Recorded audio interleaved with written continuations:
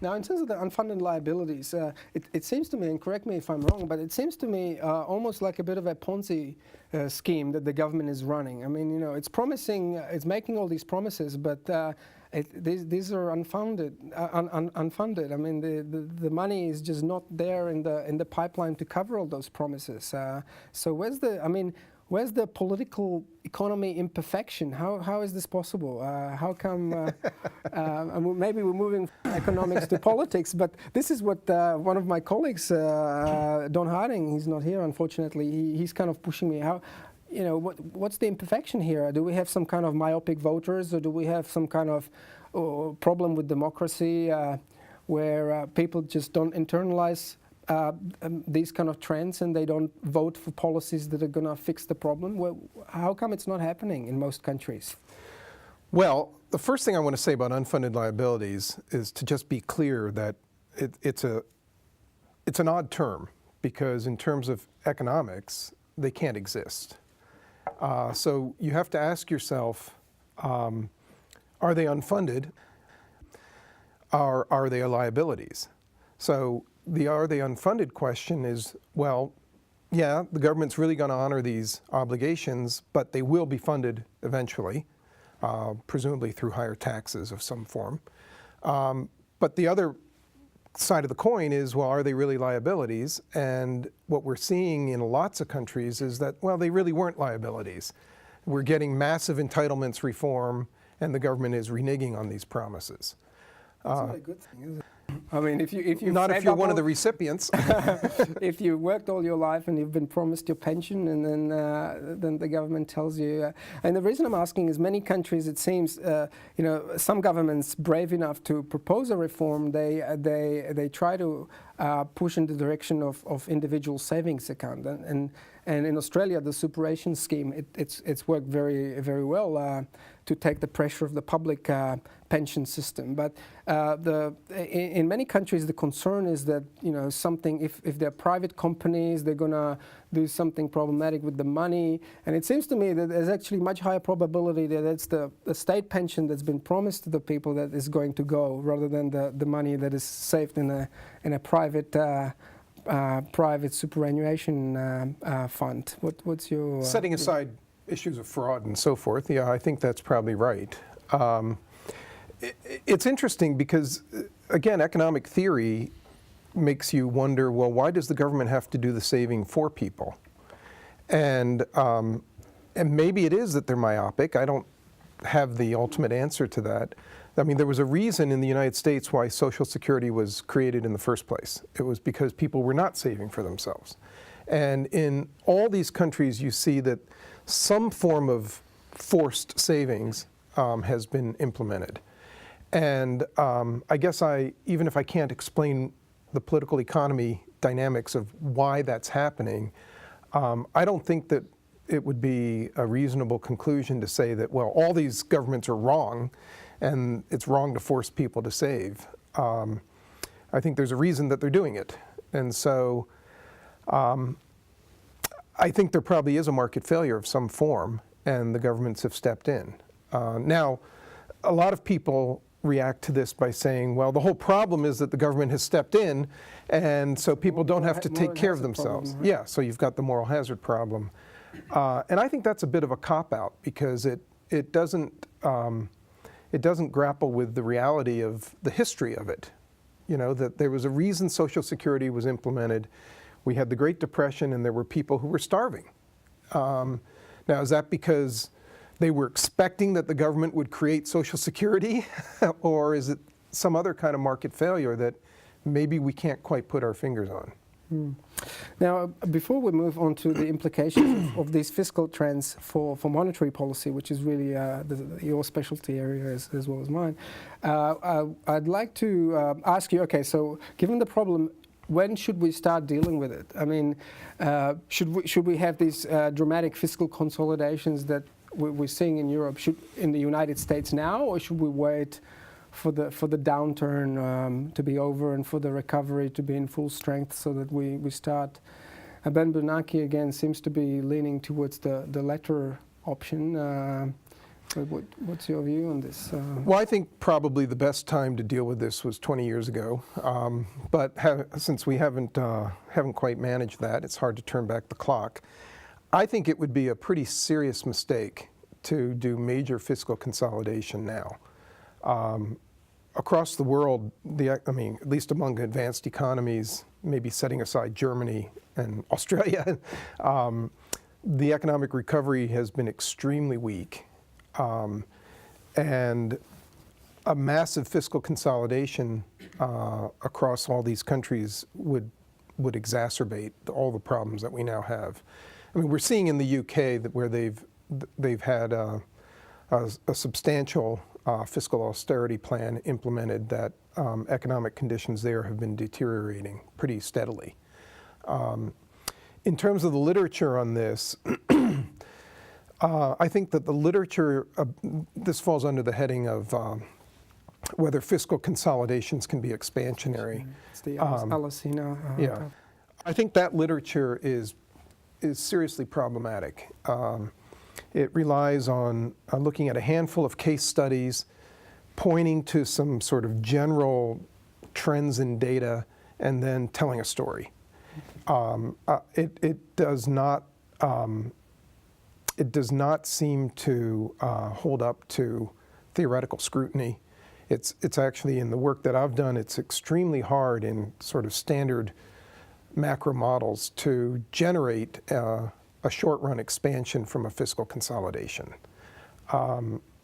And the conditions under which that can happen are certainly not being satisfied in these countries. Right, I suppose you would have to have some very strong expectational type of effects. And this is, I mean, again, some people saying that these contractions would be expansionary because the reason we have a very weak recovery is precisely these fiscal problems that we're seeing. And if the governments are seen to be doing something about them, it actually removes the problem for the skepticism and starts the recovery. But again, that's usually not captured in the mainstream macro models. So. That was our premise in an earlier paper.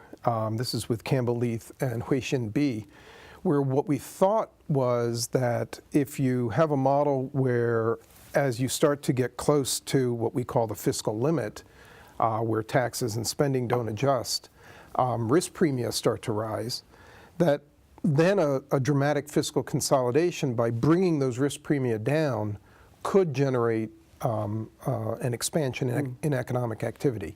Turns out that doesn't happen. Those effects aren't big enough to compensate for the natural contractionary effects of higher taxes and lower government spending.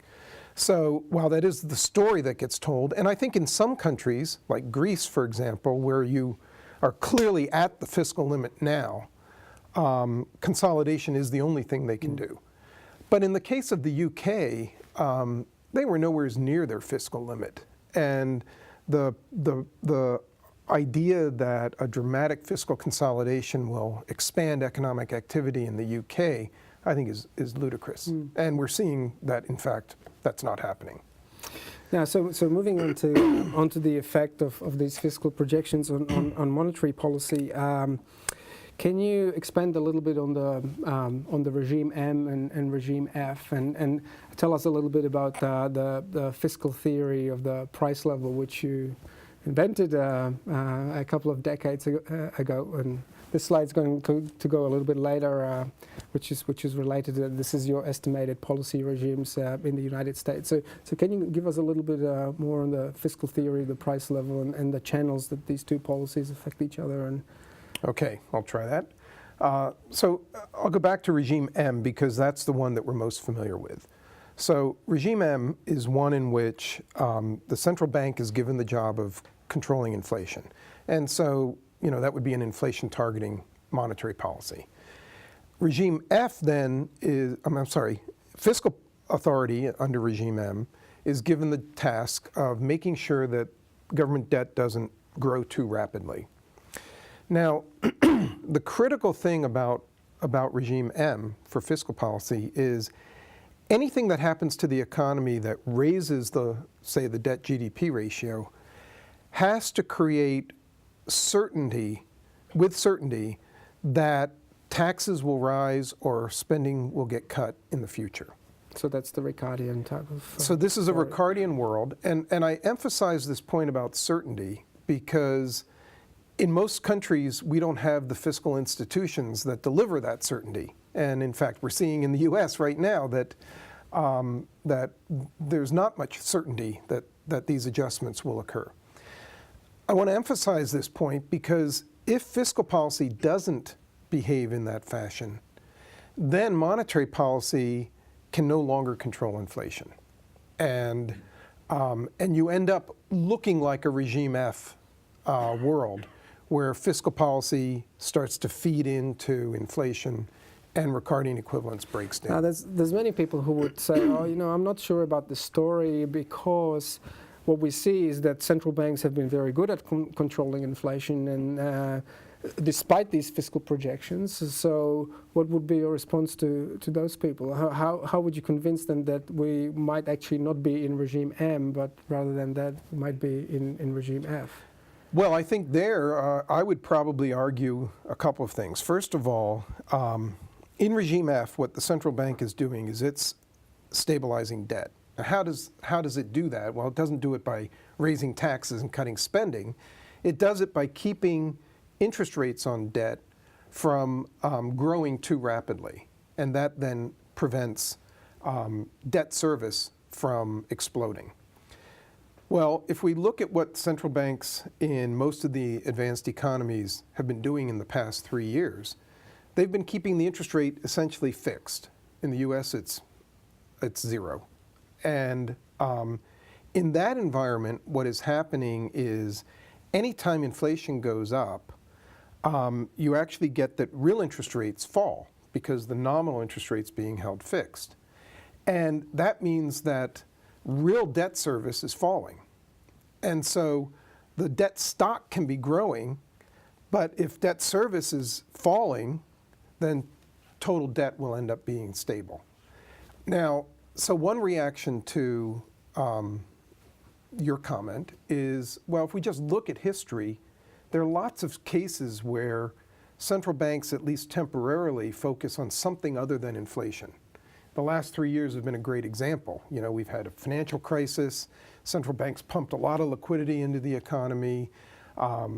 We had the biggest recession since the Great Depression. Central banks have been trying to stimulate the economy by keeping interest rates low.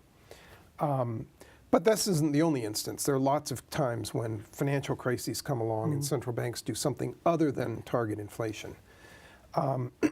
So even if right now we're in a world where it looks like regime M is going on, people know that, well, in the past, we haven't always been in regime M.